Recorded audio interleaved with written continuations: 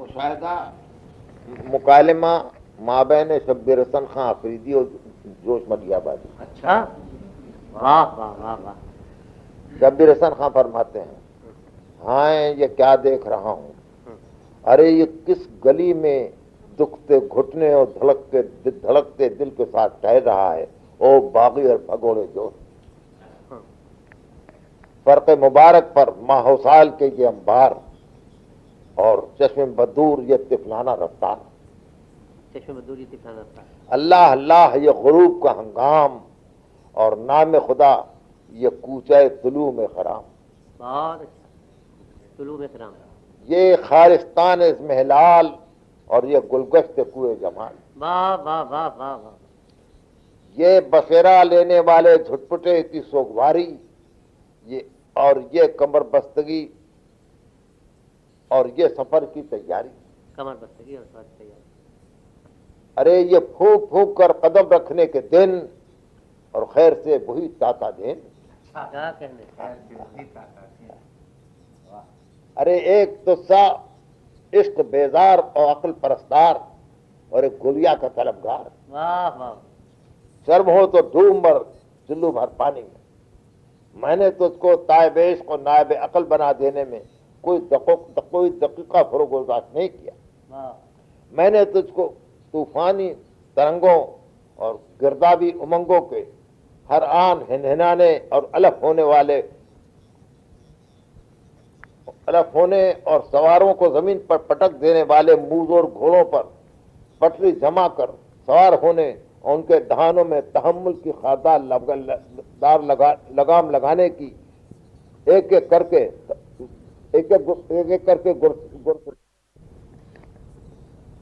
تجھ کو گیسوں کے پتپے چخم دام سے نکالا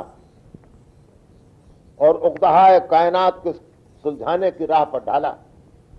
تجھ کو افساں کی حواس چگ لینے والی چکا چوند کے میدان سے بچایا. ثوابت و سیار کے آنکھیں کھول دینے والے دائرے میں لایا. تیرے افسوں فروز دل کو بجھایا اور تیرے طاق میں آفتاب میں دماغ جگایا. تجھ کو مجنوں کے گلی ڈنڈا کھیلنے کے میدان سے ہٹا کر سقراط کی دانشگاہ میں داخلہ دلایا اور 4 دن میں سفیدی کی طرف مڑ جانے والی کاری زلفوں کی خواب آور چھاؤں سے اٹھا کر تجھ کو علم و نظر کے ابدی سائے میں بٹھایا. لیکن اے رامیشور رنگ کے رسیا کھلندے جوش تو پھر بھی راہ راست پر آنا تھا نہ آیا. پورا محاکمہ کیا ہے سختی کے ساتھ. اور ایک اللڑ کی صرف ایک موج تبسم کی پکار سنتے ہی اگاڑی پچھاڑی تلا کر قائب حکمت سے پل بھر میں بھاگ کھڑا ہوا اور بالکل اس نوڈے کی طرح جو استاد کا تھپڑ کھا کر مکتب سے اس برقرار تاریخ سے گدگدا کر بھاگ کھڑا ہوتا ہے کہ اس کی انگلیاں اس کی کمر پر بجنے لگتی ہیں. ہے صدہیب کہ تیری باہوں اور بوسوں پر جان چھڑکنے والی شاعری نے تجھ کو مجھ سے چھین لیا.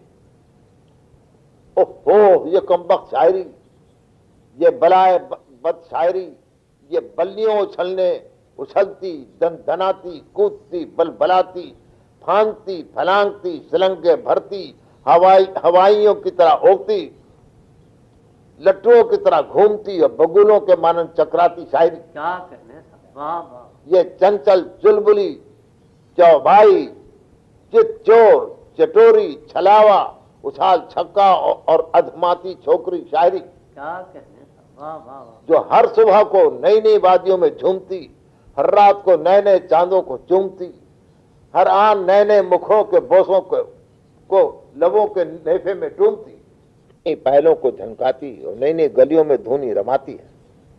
اور جب اس چٹاک پٹاک کو نچلے بیٹھنے کا مشورہ دیا جاتا ہے تو آسمان کی طرف اشارہ کر کے گانے لگتی ہے درہیس مقامم نہ گزارت بدرنگے از بوئے ببوئے برد از رنگ برنگے.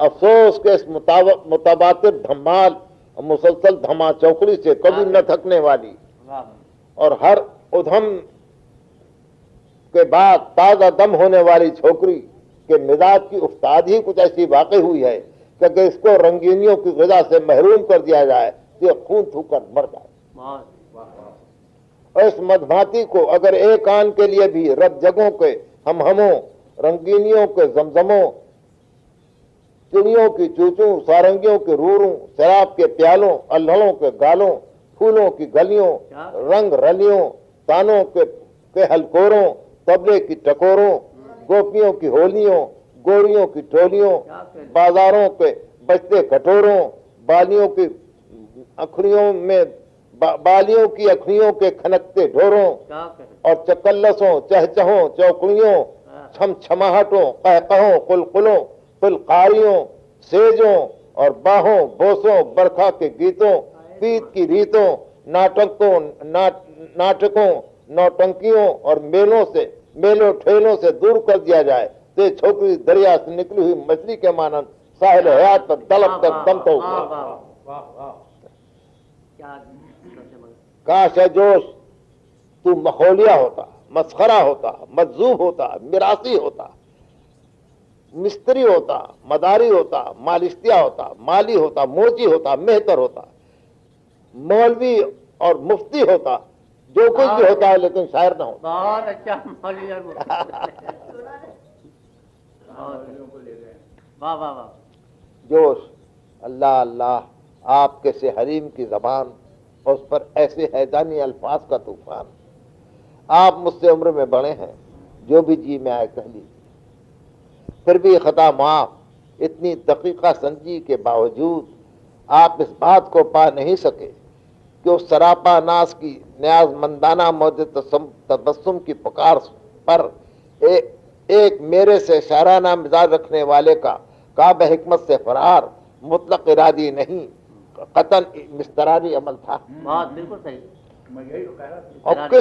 और किसी इस्तरारी अमल पर ज़द्र तबीख की जायज करार नहीं दिया जाता। बंदा परवर मुझसे कहीं ज्यादा आप इस इब्ताल नाकबूल हकीकत कुबरा से वाकिफ है। बहुत अच्छा। ये पूरा निज़ाम अर्ज़ समावात और ये तमाम नाकाबिल शुमार क़ुवाए कायनात बेनहायत सख्ती और इस्तिस्ना दुश्मन बेमुरब्बती के साथ बिखरे जकड़े हुए हैं इल्लत मालूल की नाशिकस्तनी जंजीर। वाह वाह, नाशिकस्तनी जंजीर। बहुत अच्छा। और किसी फर्द की भी खा वो कितना ही बेपाया बेपनाह शख्सियत के का मालिक क्यों न हो या सबसे बड़ा तर्रमबाज खा ही क्यों न हो, यह मजाल नहीं कि इल्लत मालूल की इस जंजीर को तोड़ या उसको तोड़ने का तसव्वुर भी कर सकते। यही मैं अर्ज कर रहा था। वाह वाह वाह। इस बेरू रियायत हल्का जबरियत में इस तिफलाना मफरूजे की गुंजाइश निकल ही नहीं सकती कि चूंकि मादर कुदरत का सबसे, क्योंकि इंसान ये इस इस्तिस्ना की गुंजाइश निकल ही नहीं सकती कि इंसान चूंकि मादर कुदरत का सबसे छोटा और इस बिना पर सबसे ज्यादा लाडला बच्चा है, इसलिए कुदरत ने मादराना शफ़क़त के जोश में आकर अपने उस दिलारे को निज़ाम शमसी के हल्के जबर से निकाल कर मैदान कुदरत में गुलगश फरमाने की इजाजत दे दी। और इस सौतेरी दुनिया में ऐ मेरे सगे बेटे जो जी चाहे सो कर की इजाजत दे दी। आप खुद इस बात को जानते और मानते हैं कि हर फर्द के दिमाग की इनफरादी साख, उससे खानों की तंगी और फराखी, उसमें भरे हुए मसालों की कमियत और कैफियत, अनासिर तरकीबी की मिकदार और अददियत, जज्बा अक्ल और तहम्मुल का अदम तवाजुन, फर्द का जाती मैलान, क़िवाम की पख्तगी और खामी, फितरी मरगूबात और मकरूहात की कशमकश और नस्ली माहौली ग़िज़ाई मौसमी तासुरात के पैदा करदा मिजाज की नौइयत में नफ्स इंसानी पर नौइयत ही इंसान पर हुकूमत करती है, जिधर भी चाहती है उसको ले जाती है। बात अपनी सरकार ज़ात के खुशामद खोरे ये दावा करते सुने जाते हैं कि हम जो चाहे सो कर सकते हैं। काश इन भक्तों को मालूम होता कि चाहना ही सिरे से हमारे अख्तियार में नहीं। ارے غضب خدا کا، ترس کھانے کے بدلے آپ اس نامراد کو ڈانٹ پھٹکار رہے ہیں، اس بدبخت کے سر پر جس بدبخت کے سر پر قد آدم بجلی گر چکی، بہت اچھا، واہ واہ، جس کی عقل کے بقیے ادھیڑ ڈالے گئے ہیں، جس کے حواس کو بھنک کر رکھ دیا گیا ہے، جس کی عقل اس کی چھری سے ذبح کر ڈالی گئی ہے، جس کا نام یونان کے سیاحوں کی فہرست سے خارج کر کے نجد کے بیگاریوں کے رجسٹر میں درج کر دیا گیا، کیا کہنے، واہ، اور جس کو اس دوشیزہ کی غم انگیز شاعری نے، جس کی ذات خود موضوع شعر ہے، مرکز حواس سے اس طرح گرا دیا ہے کہ اور تو اور وہ اپنے خود اپنے سے بھی آنکھیں میں نہیں ملا سکتا، کہ ایک گردندر رسیدہ و مظلوم پر سب و شتم فرمانا آپ سے دانا کے شان نہیں ہے۔ بہت، شبیر حسن خان، ارے اس قدر مظلوم نہ دکھا اپنے کو، یہ عذاب جو تجھ پر نازل ہے تو نے خود اپنے ہاتھوں اپنے سر پر لایا ہے، اس آگ کو جو تیرا احاطہ کیے ہوئے ہے تو نے ہزاروں جتن کر کے خود سلگایا ہے۔ مجھ کو پتہ چل چکا ہے اے جوش کہ جب کبھی بتقاضائے بشریت مجھ پر غفلت، ربودگی یا خواب گرا کی کیفیت طاری ہوئی ہے، تو نے اس مواقع سے جی بھر کے فائدہ اٹھایا ہے، اور اس نادان کے دل کو موہ لینے کی نیت سے اس کو جھوم جھوم کر اپنا کلام سنایا ہے۔ تو نے اس کی نو بصارت کنواری آنکھوں میں آنکھیں ڈال کر بہت اچھا، واہ، آنکھیں ڈال کر اس کو اس سو زندہ نگاہ سے دیکھا ہے جو سنگ و آہن تک کو سے لو نکال دے سکتی۔ تو نے اس نادان کو اپنے سینے سے لگایا اور بھیج کر سینکڑوں بار لگایا ہے، اور یہاں تک کہ تو نے اپنے دھڑکتے دل کے ضربات اس کے رگ رگ میں دوڑا دیے۔ تو نے رہ گیا کچھ اپنے لبوں کی شدید چسپیدگی سے اس کو اس موسم میں بہار سے پہلے چٹکا دیا، اور اس عمل تواتر سے تو نے اپنی دانائی اس کی نادانی دونوں پر ظلم ڈھایا ہے، اور اس دوہرے ظلم کے باوجود اپنے کو مظلوم کہہ رہا ہے۔ اے باد سبائی ہما بردے تو جوش، ارے سر پیٹ کر مر جانے کی بات ہے۔ آپ کا یہ غیر حکیمانہ ارشاد کہ میں نے دید و دانستہ اس بلائے بے پناہ میں دید و دانستہ اس بلائے بے پناہ میں گرفتار ہوا ہوں، جس کے معنی یہ ہے کہ میں نے اپنی طینت تو سرش پر حاوی ہو کر اپنے ارادے سے اقدامات کیے، حالانکہ انسانی افکار و کردار و گفتار تمام کے تمام طینت و سرش کے بطن سے پیدا ہوتے ہیں، اور ہمارا ارادہ ایک استقرار سے زیادہ کوئی وقت نہیں رکھتا کہ ہم اپنی خواہشوں اور تمناؤں کے خالق نہیں ہیں۔ ہماری تمام خواہشوں اور تمام آرزوؤں، تمام تمناؤں، تمام ترنگوں، تمام بلبلوں کا سرچشمہ ہمارے وجود کی میزان کل ہماری طینت کی مجموعی فرمان سے ہمارے دلوں پر خود بخود پھوٹتا ہے، اور جس وقت کسی بلبلے کا سچمہ پھوٹتا ہے بارگاہ عقل میں گھنٹی بجنے لگتی ہے، اس وقت اب عقل اپنے حجرے سے باہر آ کر ہماری خواہش کے خط و خال کو پرکھتی ہے۔ اگر عقل کے نزدیک وہ خواہش جائز ہوتی ہے تو وہ اس کو پروانے راہداری دے دیتی ہے، اور اگر اس کے نزدیک وہ خواہش ناجائز ہوتی ہے تو اس کا گلا گھونٹ کر رکھ دیتی ہے۔ اس آمیزش میں اگر عقل قوی تر ہوتی ہے تو خواہش کے ہاتھ پاؤں باندھ کر اس کو بے بس کر دیتی ہے، اور اگر خواہش عقل سے زیادہ طاقتور ثابت ہوتی ہے تو وہ عقل کو دھکا دے کر اس کے حجرے میں بند کر دیتی ہے۔ بہت اچھا استدلال، اور ارادے کو جو چپراسی کی وردی پہنے برآمدے کے اسٹول پر بیٹھا ہوتا ہے، آواز دے کر بلاتی اس کے کاندھے پر بیٹھ کر عمل کے دائرے میں آ جاتا ہے۔ اس تمام صورتحال سے یہ ثابت ہو جاتا ہے کہ ہم 100% مقدور ہیں اور 1% بھی قادر ہیں۔ آپ اس جبریت کامل سے واقف ہوتے ہوئے مجھ سے فرما رہے ہیں کہ میں اپنی اس آشفتگی کا خود ذمہ دار ہوں۔ یہ تو بالکل ایسی بات ہے گویا جولیس سیزر کا جگری دوست بروٹس اس پر تلوار سے حملہ کر رہا ہے اور سیزر حیرت سے اچھل کر کہہ رہا ہے اٹو بروٹس. ہاں صاحب کسی بڑے سے بڑے دیوتا کی بھی مجال نہیں کہ حسن اپنے خلعت ناز کو اتار کر اور لباس نیاز پہن کر اس کے سامنے آئے اور سرمگی آنکھوں سے آنسو بہائے اور وہ پگھل کر نہ رہ جائے. بہت اچھا. ہاں صاحب انصاف سے کام لیجیے اور خدا لگتی کہیے. جب وہ دو سیدھا اترے مکھڑے اور ڈبڈبائی آنکھوں کے ساتھ میرے سامنے سوگوارانہ در آئی تو کیا میں اس فتنے آخر الزماں کی طرف سے منہ پھیر کر جھپٹ پڑتا وضو کے بدھنے کی طرف بہت اچھا. بیٹھ جاتا مسلح پر نمازیں پڑھنے, پہن لیتا جامع حرام اور کرنے لگتا کعبے کا طواف اور دبا کر بیٹھ جاتا کسی مفتی کے داڑھے کی مقدس چھاؤں میں. بہت اچھا. شبیر حسن خان تو میرے بخشے ہوئے اسلحہ سے مجھ پر حملہ کر رہا ہے.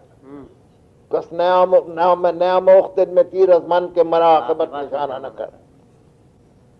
میں ان ہتھیاروں سے زخمی ہونے والا نہیں. جو صاحب بہادر غصہ آ چکا ہے آپ کو اور اس بنا پر آپ منطق سے منہ پھیر چکے ہیں.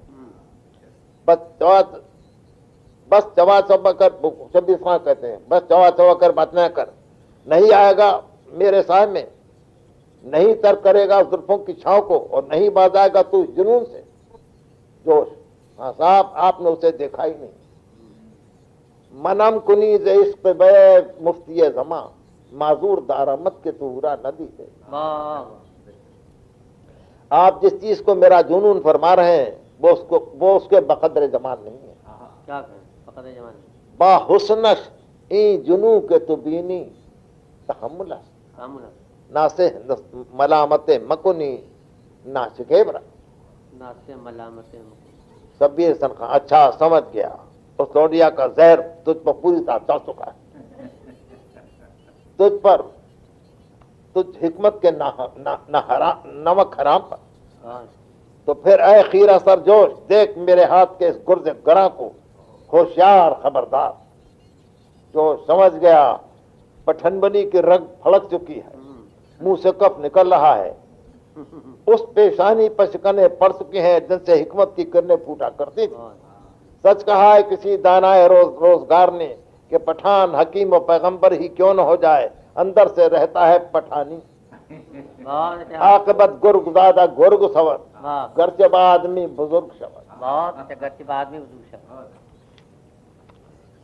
اور اس کے فوراً بعد اس طرف گرز چلنے کی آواز اور اس طرف سر سے دھل دھل خون بہنے کا آغاز. خدا کا شکر ہے یوں خاتمہ بالخیر ہونا.